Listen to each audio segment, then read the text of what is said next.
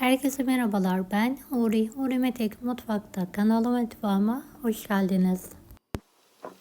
Evde kuru yufka varsa tavada şipşak hazırlayabilirsiniz.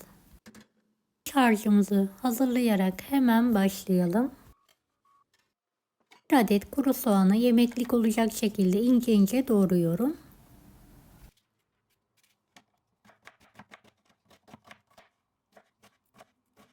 Beni hangi ülkeden veya şehirden izliyorsunuz merak ediyorum. Yoruma yazarsanız sevinirim.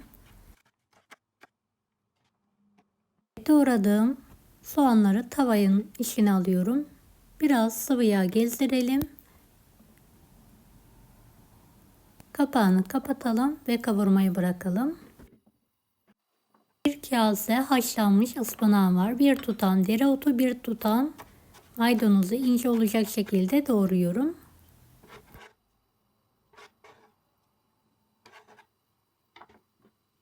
Evet, soğanımızı ara sıra karıştıralım, yanmasın.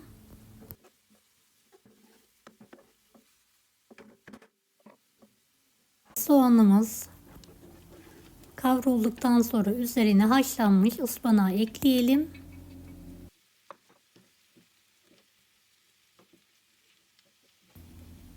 Ve kavurmaya devam edelim. Yarım tatlı kaşığından az olacak şekilde tuz serpiyorum. Biraz kırmızı pul biber.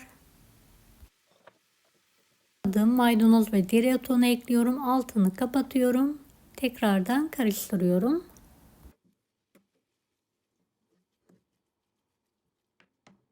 Beş adet kuru yufkam var. Yufkalarımı musluk altında arkalı önlü olacak şekilde her tarafını ıslatıyorum.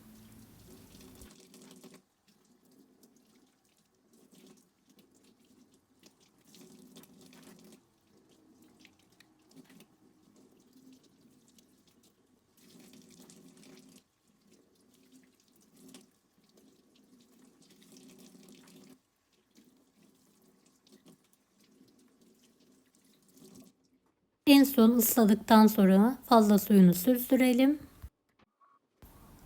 Büyük bir tavam var. Tavamı yağlıyorum. Yufkayı kırarak tavaya yerleştirelim.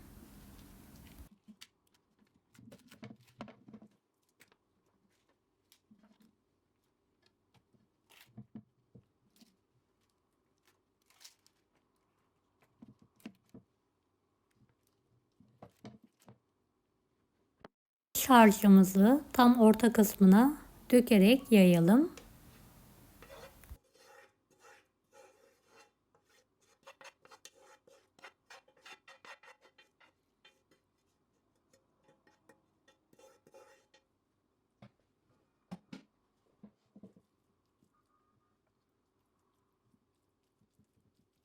Farklı iç malzemelerde kullanabilirsiniz. Kıymalı, peynirli, patatesli.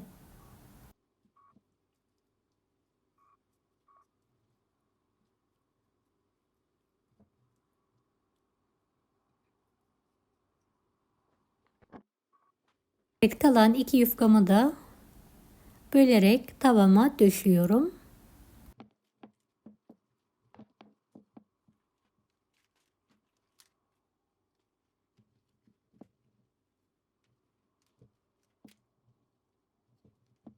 Yemeğimiz pişmeye hazır. Ocağın üzerine alıyorum. Üzerine çok az yağ gezdirelim.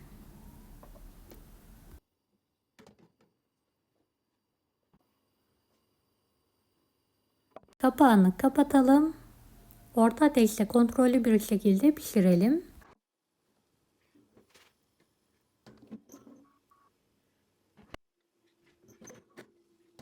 Kapak yardımıyla böreğimizi ters çevirelim. Şimdi tavaya alarak pişirmeye devam edelim.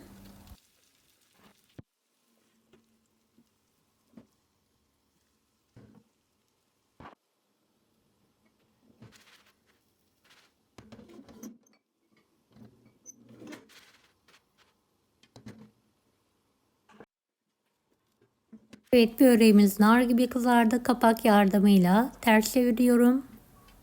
ve servis tabağına alıyorum.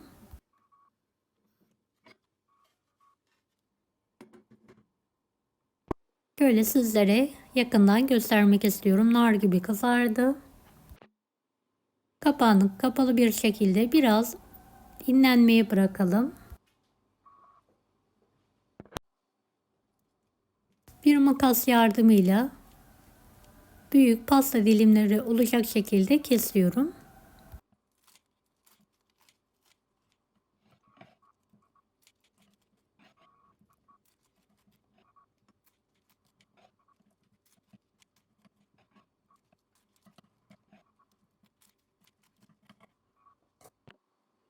Evet, kuru yufka böreğimiz artık yemeğe hazır.